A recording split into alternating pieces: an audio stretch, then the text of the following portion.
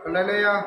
దేవునికి స్తోత్రం కలుగును గాక. ప్రియమైన దేవుని బిడ్డలారా, యోహాను సువార్త 4:24 దేవుడు ఆత్మ కనుక ఆయనను ఆరాధించువారు ఆత్మతోనూ సత్యముతోనూ ఆరాధింపవలెనని. ఆ స్త్రీ ఆయనతో క్రీస్తు అనబడిన మెస్సియా వచ్చునని నేను ఎరుగుదును. ఆయన వచ్చినప్పుడు ఆయన సమస్తమును మాకు తెలియచేయుననగా, యేసు నీతో మాట్లాడుచున్నా నేనే ఆయననని ఆమెతో చెప్పాను. హల్లెలూయా. దేవునికి స్తోత్రం. ప్రియమైన దేవుని బిడ్డలారా, ఇక్కడ కొన్ని విషయాలలో జ్ఞాపకం చేసుకుంటే ఒక స్త్రీ తెలియజేస్తుంది, దేవుడు ఆత్మ కనుక ఆయనను ఆరాధించువారు ఆత్మతోనూ సత్యంతోనూ ఆరాధించాలి. దేనితోటి? ఆత్మతోటి సత్యంతో లేకుండా మనం ఆరాధించినట్టయితే, మనం ప్రార్థన చేసినట్టయితే, ఈ లేఖనంలో ఉన్న మాట ప్రకారంగా చూస్తే మన భక్తి వ్యర్థమైతే అంటాను.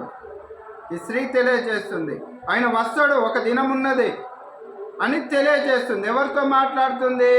యేసు ప్రభుతోటే మాట్లాడుతుంది కదా. నిలబడ్డప్పుడు ఆ దారింపట వెళ్తున్నప్పుడు అక్కడ సవాసంలో కూడుకొని ఉన్నప్పుడు అక్కడ స్త్రీతో మాట్లాడుతుంది. ఏమన్నానంటే, ఆ స్త్రీ, అయ్యా, ఒక యేసు ప్రభు వస్తాడు, మా కొరకు వస్తాడు, ఆయన రెండో రాకడ ఉంది, ఇది సత్యము. ఆయన ఆత్మ కనుక ఆయనను మేము ఆరాధించేవారుగా ఉండాలి. మేము ఆరాధిస్తున్నప్పుడు మేము ఆత్మతోనూ సత్యంతో ఆరాధించాలి. మా మనసులో ఎలాంటి కలశం లేకుండా మేము ఆరాధిస్తున్నాము. ఆయన రాకడ సమీపంగా ఉంది, ఆయన బరాబర్ వస్తాడు అని తెలియజేస్తుంది. తెలియజేసినప్పుడు ఇక్కడ చూడు ఆ మాట 6వ వచనము 26వ వచనము, యేసు నీతో మాట్లాడుచున్నవాడు కదా. కానీ ఆమె అక్కడ అంతకుముందు ఏమంటుంది? యేసుని ఆరాధించేవారు ఆత్మతోనూ సత్యంతో ఆరాధించాలని చెప్తుంది. అయినప్పుడు కూడా ఆత్మతో నింపబడ్డవారు యేసు ప్రభును గైకొనలేకపోయినరు కదా. యేసు ప్రభువే పరిచయం చేసుకోవాల్సి వచ్చింది. ఈ సమాజంలో, ఈ భూమి మీద యేసు ప్రభుతో నివసిస్తున్న మనము కూడా కొన్ని సందర్భాలలో విశ్వాస ఎవరు అవిశ్వాస ఎవరు కనుకొనుటకు మనకు కష్టం అవుతుంది, ఇబ్బంది అవుతుంది. ఎందుకంటే వారి మాటలు, వారి చేతలు ఏ రీతిగా ఉన్నాయనంటే తీయగా ఉండవచ్చు, మాధుర్యముగా ఉండొచ్చు, మేలుకరంగా ఉండొచ్చు. కానీ ఆ మేలుకరమైన కీడు చేస్తే అన్నది ఎదుట వారు గ్రహించలేని స్థితిలో ఉండొచ్చు. మరి యేసు ప్రభుని ఆరాధించేవారు ఆత్మతోనూ సత్యంతో ఆరాధించాలని తెలియజేసిన స్త్రీ దగ్గర ఏముండాలి? జ్ఞానం ఉండాలి. ఎదుటవారు నిలబడ్డవాడు ఎవడు అని గ్రహించే జ్ఞానము కావాలి. ఎదుటవారు ఎవరు నాతో మాట్లాడుతున్నవారని జ్ఞానం కావాలి, ఆలోచన కావాలి. అయ్యా, మరి నిన్ను చూస్తుంటే మరి నీ స్వరూపమంతా ఒక వెలుగుమయమై ఉన్నది, మరి ఆ నజరేయుడే యేసుక్రీస్తు నువ్వేనా అని అనొచ్చు కదా.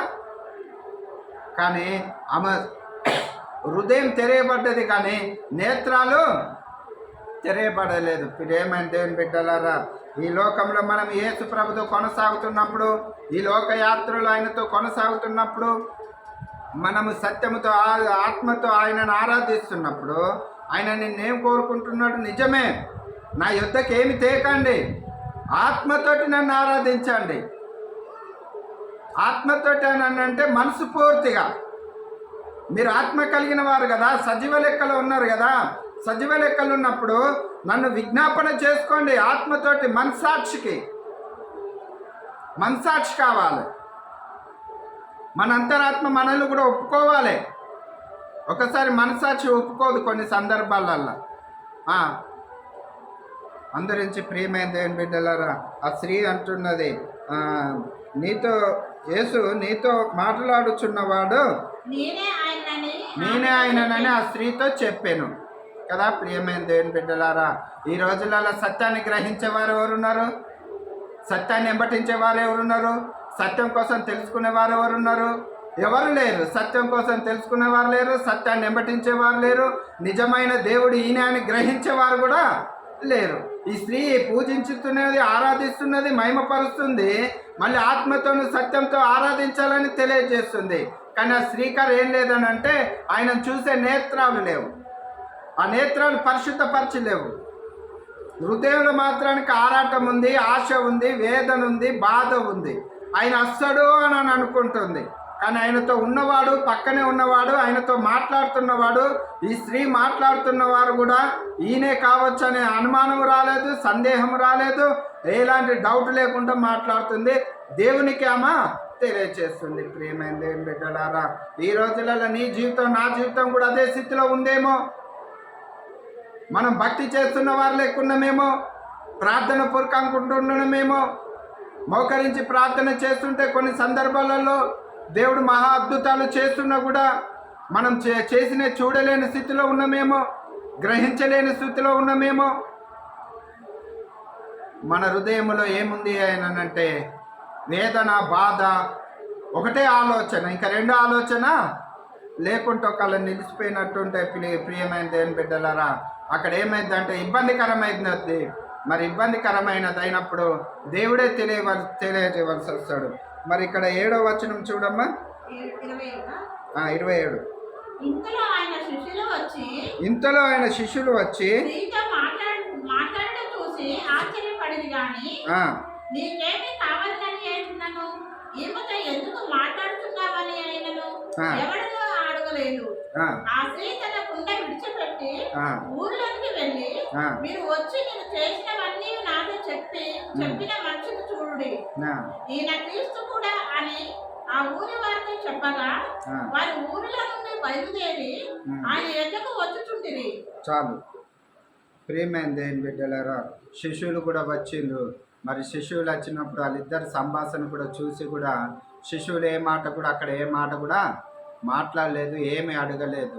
ఎందుకన్నానంటే ఆ సంభాషణ కోసము వారు కూడా అడగదలుచుకోలేదు. మరి యేసు ప్రభు ఎవరో శిష్యులకి తెలుసు, కానీ అక్కడ ఉన్న స్త్రీకి తెలియదు. మరి దేవుడే స్వయంగా అనొచ్చు కదా, శిష్యులతో అనొచ్చు కదా, తోమా ఇగో నేను ఈమెతో మాట్లాడుతుంటే కూడా ఈమె యేసు ప్రభు ఇంకా వస్తాడు అని అంటాను, ఈమె పక్కనే నిలబడి మాట్లాడుతున్నవాడిని ఈమె గ్రహించలేకపోయింది.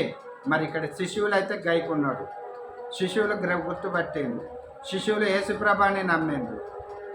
ప్రియమైన దేవుని బిడ్డలారా, మరి ఈ రోజులలో నా జీవితంలో కూడా మరి అలాంటివి కలిగి ఉంటే ఒకవేళ మనము నేత్రాలు కూడా పరిశుద్ధపరచుకొని దేవుని చూచేవారుగా ఉండాలి. ఈ లోకంలో ఎన్నో ఉంటాయి, అవన్నీ కూడా సత్యం కాదు అని దేవుడు తెలియచేస్తున్నాడు, ఈ స్త్రీ ద్వారా తెలియచేస్తున్నాడు. ఆ స్త్రీ కూడా అక్కడ మోసపోతుంది. ఆమె చేస్తున్న ఆరాధన, భక్తి అంతా ఇది సత్యమే అనుకుంటున్నది, కానీ ఆమె భక్తి అంతా వ్యర్థమని ఆమె గ్రహించలేకపోతుంది. దేవునితోటే మాట్లాడుతుంది కానీ దేవుని గుర్తుపట్టలేకపోతుంది. మళ్ళీ దేవునికే తెలియజేస్తుంది ఏమని, మేము ఆరాధిస్తున్న దేవుడు గొప్పవాడు, ఆయన ఆత్మతోనూ సత్యంతో ఆరాధించాలని కదా. ప్రియమైన దేవుని బిడ్డలారా, ఒకసారి మనల్ని మనం ఆలోచన చేసుకుందాము. మరి దేవుడి ఇటు మాటల్ని దీవించి ఆశీర్వదించును గాక. ఆమేన్.